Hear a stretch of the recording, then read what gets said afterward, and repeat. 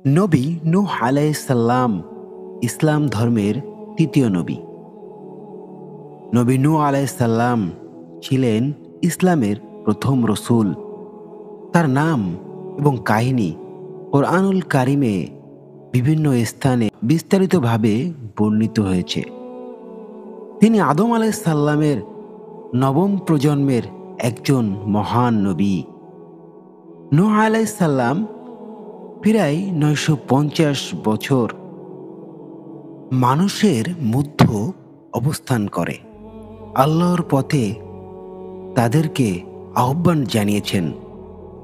এই দীর্ঘ সময় তিনি মানুষকে এক আল্লাহর ইবাদতের পথে ডাকলেও তার সম্প্রদায় অধিকাংশই তা গ্রহণ করেননি, প্রত্যাখ্যান করেছেন। এখন আমরা তার জীবন, সংগ্রাম এবং শিক্ষা নিয়ে বিস্তারিত জানব। আসসালামু আলাইকুম প্রিয় দর্শক, আশা করি আল্লাহর অশেষ রহমতে আপনারা সবাই ভালো আছেন। চলুন আমরা নূহ আলাইহিস সালামের বিস্তারিত ঘটনাটা জেনে নিই। নবী নূহ আলাইহিস সালামের পরিচয়। নবী নূহ আলাইহিস সালাম ছিলেন আদম আলাইহিস সালামের বংশধর। তার পিতার নাম ছিল লামাক এবং পিতামহ ছিলেন মুতওয়া শালাক।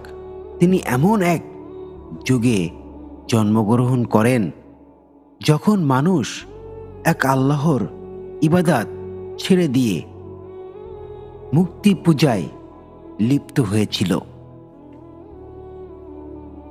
সমাজের মানুষ প্রধান 5টি মূর্তির পূজা করত: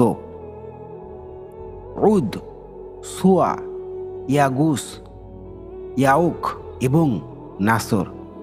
তারা আল্লাহকে ভুলে গিয়ে এই মূর্তিগুলোই তাদের প্রভু হিসাবে মানতে শুরু করেছিল। নবুয়াত এবং দাওয়াতের সূচনা। নূহ আলাইহিস সালামকে আল্লাহ তাআলা নবুয়াতের দায়িত্ব দিয়ে তার সম্প্রদায়ের মাঝে পাঠালেন। আল্লাহ তাকে নির্দেশ দেন, তুমি আমার বান্দাদের কাছে বার্তা পৌঁছাও এবং তাদের বলো তারা যেন একমাত্র আল্লাহর ইবাদত করে, কারণ তিনিই তাদের সৃষ্টিকর্তা এবং একমাত্র উপাস্য। সূরা হুদ 25-26। নূহ আলাইহিস সালামের দাওয়াত ছিল খুবই সরল: এক আল্লাহর ইবাদত করো, মূর্তি পূজা ছেড়ে দাও আর আল্লাহর বিধান মেনে চলো। তিনি বারবার এ কথাই বলতেন তার উম্মতদেরকে। তিনি আরো বলতেন, হে আমার সম্প্রদায়, তোমরা এক আল্লাহর ইবাদত, আল্লাহ ছাড়া তোমাদের কোনো উপাস্য নাই। সম্প্রদায়ের প্রতিক্রিয়া। নূহ আলাইহিস সালামের এই দাওয়াত শুনে তার সম্প্রদায় নেতারা তাকে অবজ্ঞা করে। তারা তাকে বিপত্ত করে বলল, তুমি তো আমাদের মতোই একজন মানুষ, আমরা কেন তোমার কথা শুনব? তোমার অনুসারীরা তো আমাদেরই সমাজের দরিদ্র এবং নিম্ন বর্গের লোকজন, তুমি কি আমাদের থেকে উত্তম? সূরা হুদ 27। তারা নূহ আলাইহিস সালামকে পাগল বলে আখ্যাত দেয়, এমনকি তারা তাকে শারীরিক ও মানসিকভাবে অত্যাচারও করে। কিন্তু নূহ আলাইহিস সালাম অত্যন্ত ধৈর্যের সঙ্গে দাওয়াত চালিয়ে যান। নূহ আলাইহিস সালামের ধৈর্য এবং আল্লাহর সাহায্য ও প্রার্থনা। নূহ আলাইহিস সালাম 950 বছর ধরে মানুষকে আল্লাহর পথে ডাকলেন। এত দীর্ঘ সময় প্রচেষ্টা সত্ত্বেও তার সম্প্রদায়ের খুব অল্প সংখ্যক লোক তার কথা মেনে ঈমান এনেছিল। যখন তিনি বুঝতে পারলেন তার সম্প্রদায় আর আল্লাহর পথে আসবে না, তখন তিনি আল্লাহর কাছে ফরিয়াদ করেন, হে আমার পালনকর্তা, তারা আমার দাওয়াত প্রত্যাখ্যান করেছে। এখন তুমি তাদের জন্য এমন একটি শাস্তি নির্ধারণ করো যাতে তারা আর পৃথিবীতে পাপ করতে না পারে। সূরা নূহ ২৬। নৌকা নির্মাণ এবং মহাপ্লাবন। আল্লাহ তাআলা নূহ আলাইহিস সালামকে নির্দেশ দেন, একটি নৌকা তৈরি করো। তিনি বলেন, তুমি আমাদের নির্দেশ এবং দেখভালের মধ্যেই নৌকা নির্মাণ করো। যারা অত্যাচার করেছে তাদের ধ্বংসের সময় ঘনিয়ে এসেছে। সূরা হুদ ৩৭। নূহ আলাইহিস সালাম কাঠ সংগ্রহ করেন, একটি বিশাল নৌকা তৈরি করেন।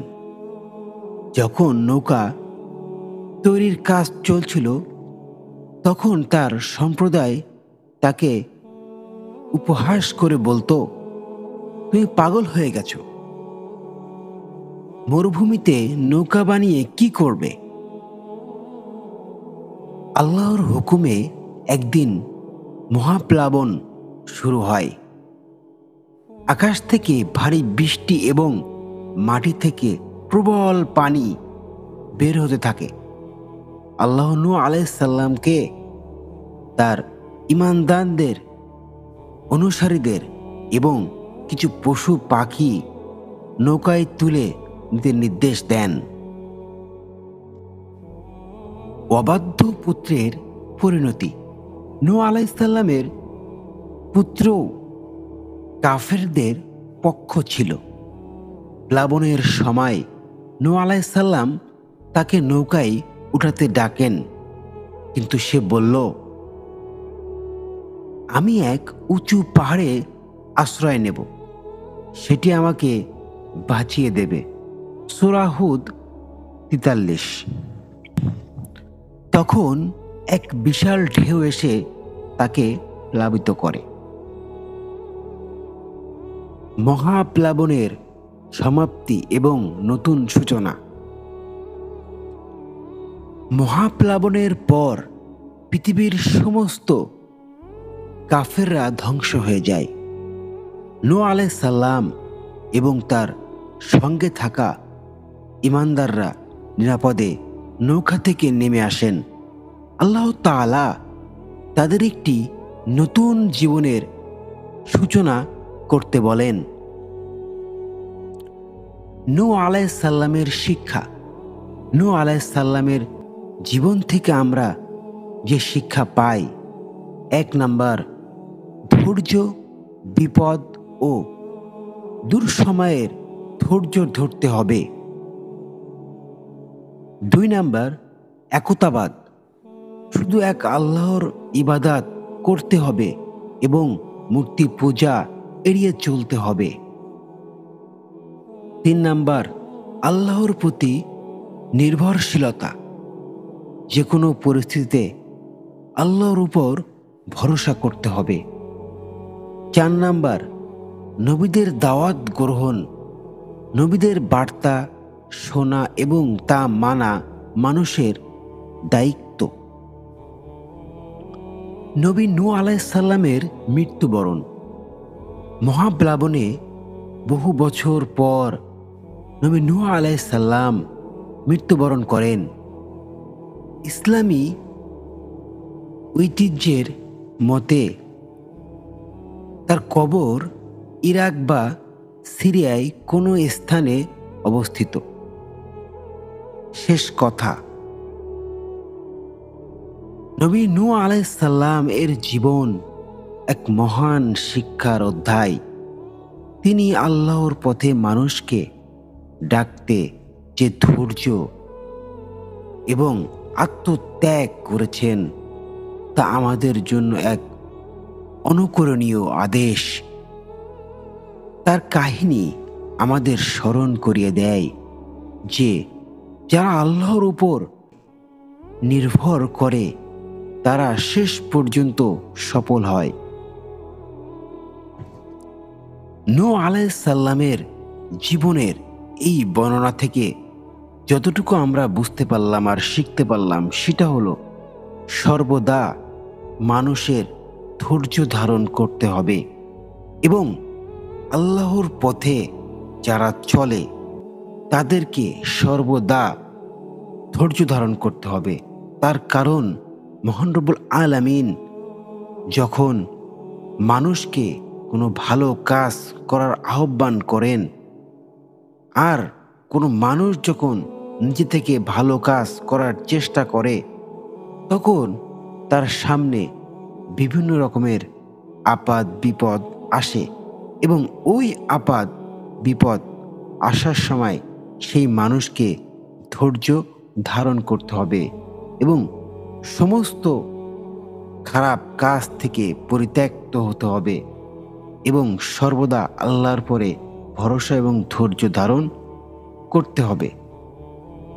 আর মানুষকে দাওয়াত দিতে হবে ইসলামের পথে এবং এই দাওয়াত দেওয়ার সময় কোনোভাবেই নিজেকে আল্লাহর উপর বিশ্বাস রাখতে হবে সর্বদা। প্রিয় দর্শক, এই গল্পটি আপনাদের কেমন লাগলো কমেন্টস করে জানাবেন আর আপনাদের বন্ধুদের আত্মীয়স্বজনদের কাছে এই ভিডিওটা শেয়ার করে দিবেন। যারা এই চ্যানেলটাতে নতুন তারা অবশ্যই আমাদের এই চ্যানেলটি সাবস্ক্রাইব করবেন। সবাই ভালো থাকবেন, সুস্থ থাকবেন। আসসালামু আলাইকুম ওয়া রাহমাতুল্লাহ।